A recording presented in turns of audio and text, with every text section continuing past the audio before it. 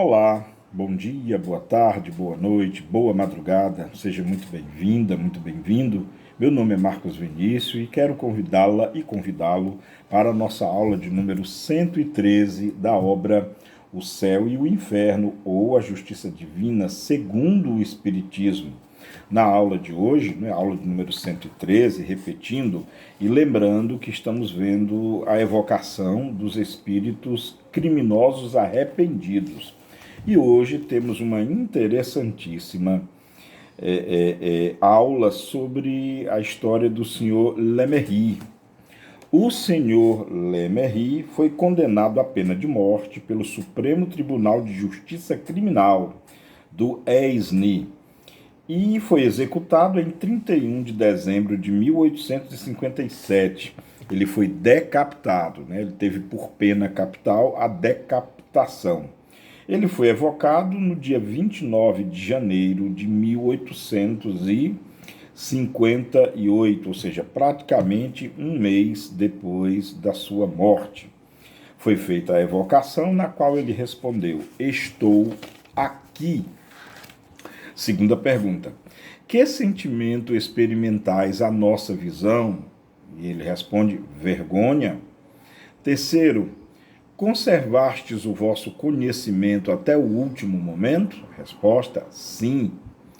4. Imediatamente após a vossa execução, tivestes conhecimento de vossa nova existência? Resposta: estava mergulhado numa perturbação imensa, da qual ainda não saí. Senti uma imensa dor e pareceu-me que o meu coração a sofria. Vi rolar não sei o que ao pé do patíbulo. Vi sangue correr e a minha dor com isso não se tornou senão mais pungente.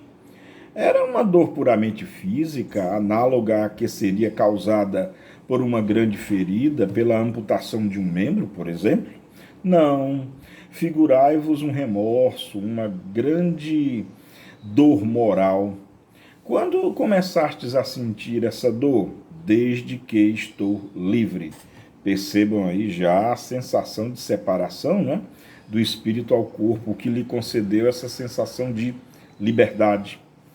Quinta questão: a dor física causada pelo suplício era sentida pelo corpo ou pelo espírito?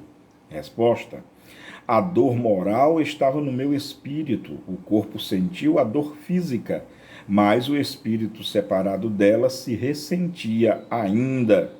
Lembrando, é muito importante, e às vezes eu vejo muita confusão. O espírito, depois de desencarnado, ele sente dor moral.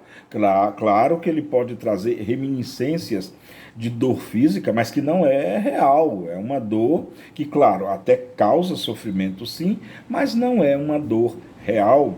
Compete, então, aos orientadores, caso estejam num diálogo, levar o espírito, orientá-lo a entender que essa dor, a física, não é real e que, portanto, vai cessar assim que ele entender a nova realidade dele. Eu sei que não é fácil, eu não estou querendo ser simplista, apenas eu menciono um procedimento que o orientador deveria ter, consoante a orientação de Allan Kardec.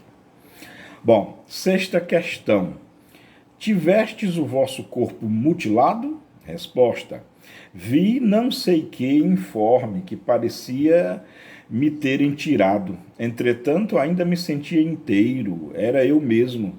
Que impressão essa visão produziu em vós? Sentia muito a minha dor, estava perdido nela. A confusão, a perturbação, Sétima questão: é verdade que o corpo vive ainda alguns instantes depois da decapitação e que o supliciado tem consciência de suas ideias? Olha só que questão interessante. O espírito se retira pouco a pouco, quanto mais os laços da matéria o enlaçam, menos pronta é a separação. O que faz sentido, no caso aqui, o condenado à morte, ele não estava doente, ele não estava fraco, ele estava com plenas forças físicas, orgânicas. Os laços que unem o corpo ao perispírito estavam com a tenacidade máxima. Então, realmente, isso dificulta um pouco mais a separação do espírito do perispírito. Oitava questão. Diz-se haver notado no rosto de certos supliciados a expressão da cólera e movimentos como se quisesse falar. É o efeito de uma contração nervosa ou de um ato de vontade? A vontade, porque o espírito ainda não se retirou, claro, né? Principalmente em função da decapitação, que é horrível, né? Forma de morte terrível. Parece que, inclusive, a visão, alguns neurologistas afirmam que um decapitado ele mantém a visão física mesmo, por cerca de 6 segundos. Depois, quando terminar esse vídeo, contem aí de olhos 6 segundos. É muito tempo, gente, para alguém que sabe que teve a cabeça decapitada. É um tormento, minha Nossa Senhora. Nona questão. Qual foi... A resposta dele anterior é a vontade, né? Porque o espírito ainda não se retirou. Só para ficar claro, né? Nona questão. Qual foi o primeiro sentimento que experimentastes entrando na vossa nova existência? Um sofrimento intolerável, uma espécie de remorso pungente, do qual ignorava a causa. 10ª questão. Reunistes-vos aos vossos cúmplices executados ao mesmo tempo que vós? Porque essas execuções, em muitas das vezes, eles aguardavam a sentença para aproveitar e executar vários ao mesmo tempo, né? Daí o porquê da pergunta, né? Reunistes-vos aos vossos cúmplices executados ao mesmo tempo que vós? Resposta: para a nossa infelicidade. A nossa visão é um suplício contínuo. Cada um de nós censura ao outro o seu crime, né? Pois é, né? Padeceram da mesma forma, com a mesma culpa ou culpa semelhante. E aí, como é da nossa tendência natural só acusar, né? Resulta nisso. 11ª questão. Reencontrastes as vossas vítimas? Resposta: eu as vejo, elas são felizes, seu olhar me persegue, sinto que mergulha até o fundo do meu ser, em vão quero fugir-lhe. A vergonha, né, de ter assassinado, enfim, deve ser terrível encarar a própria vítima, né? Resposta: a vergonha e o remorso, né, eu as levarei com as minhas próprias mãos e as odeio ainda. Olha só, porque na verdade ele depois pergunta, né, o Kardec, a vergonha e ele pergunta que sentimentos experimentais a sua visão, né, a visão daqueles que foram as suas vítimas, né? A vergonha e o remorso, eu as elevei com as minhas próprias mãos e as odeio ainda. Olha só, um espírito não tão arrependido assim, porque ainda odeia, né, as suas próprias vítimas, enfim. Próxima, que sentem elas a vossa visão? A piedade. Muito interessante esse espírito, o assassino, mas percebendo a piedade daqueles que foram suas vítimas, né? Daquelas que foram suas vítimas. 12ª questão. Elas têm ódio e sentimento de vingança? Resposta: não. Seus votos chamam sobre mim a expiação. Não saberíeis sentir que horrível suplício é tudo dever a quem se odeia. Que tormento, né? Você odiar alguém que está lhe desejando o bem. Não deve ser fácil. Essa sim, uma dor realmente muito mais severa, muito mais penetrante. E, bom, depois vem a 13ª pergunta. Lamentai-vos a vida terrestre? Resposta: não lamento senão os meus crimes. Se o fato estivesse ainda em minhas mãos, eu não sucumbiria mais. Opa! Arrependimento, né? O espírito confessando. Se houvesse tempo, né? Se ele pudesse voltar na mesma situação, segundo ele não cometeria mais os crimes. Bom, e nos leva a refletir. Já imaginou se a teoria do inferno e do paraíso fossem corretas, né? Ele se arrependeu, mas não teria mais chance, né? Que pai, Deus, né, como pai, que pai seria esse que nega ao filho o arrependimento, desde que sincero, né? Muito para se refletir. 14ª questão. O pendor para o mal estava em vossa natureza ou fostes arrastado pelo meio onde viveste? Né? Sabemos que o filósofo Rousseau pregava que o homem é o produto do meio, né? Se eu não me engano, foi o filósofo Rousseau. Daí a pergunta, né? Foi por causa do meio? E a resposta, o pendor para o crime estava em minha natureza, porque não era senão um espírito inferior. Quis me elevar prontamente, mas pedi mais do que as minhas forças. Eu me acreditei forte, escolhi uma prova rude, cedi às tentações do mal. Brilhante, não é o meio, deixou claro aqui que eram as suas inclinações, não é o meio. E detalhe, quando ele diz assim, pedi uma prova maior do que as minhas forças, nós sabemos que Deus jamais concede um fardo que nós não podemos carregar. A culpa é unicamente dele. A culpa é unicamente nossa. Se ele falhou, se nós falhamos, somos os responsáveis. Está sempre em nossas mãos. Não culpemos a Deus, nem a nossa má sorte, nem a Jesus, nem ao meio, porque em muitos casos nós pedimos o tipo de vida que temos. E se pedimos e foi concedido, é porque sim, temos a possibilidade maior de vencer as nossas próprias deficiências, os nossos próprios defeitos. Se fracassamos, é unicamente por nossa própria culpa. Isso precisa ficar muito claro, por mais doloroso que seja.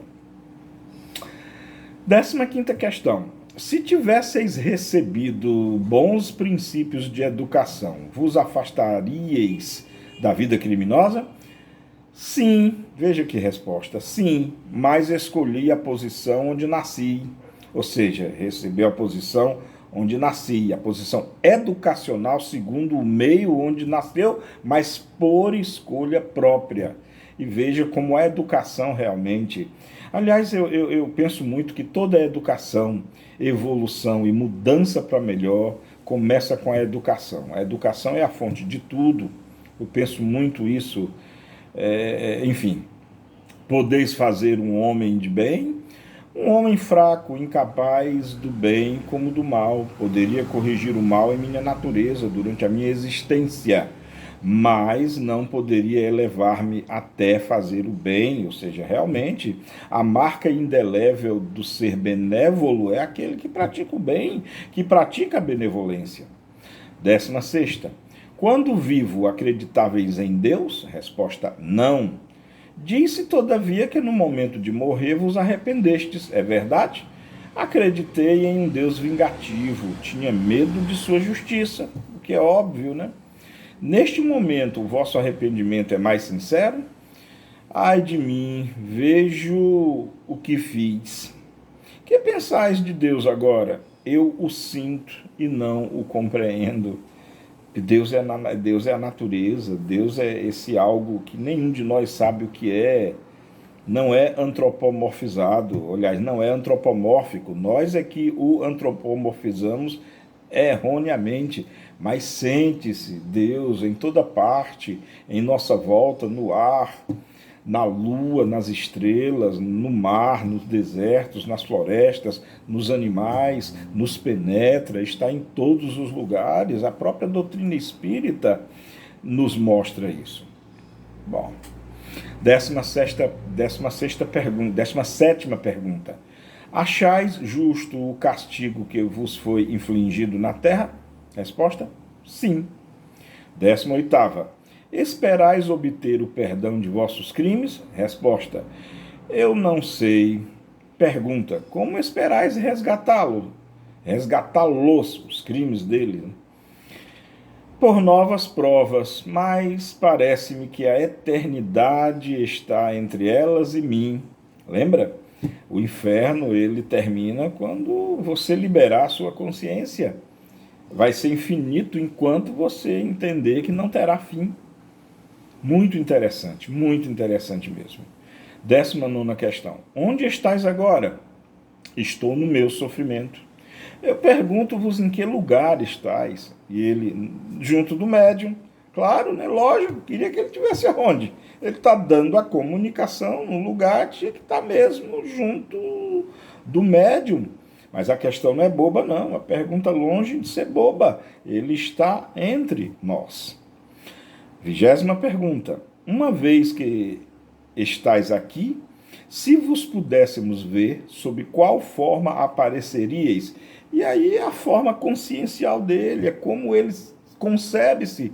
Então é a última reminiscência que ele teve, veja só, sob a minha forma corpórea, a cabeça separada do tronco. É lógico, foi a última imagem que ele viu.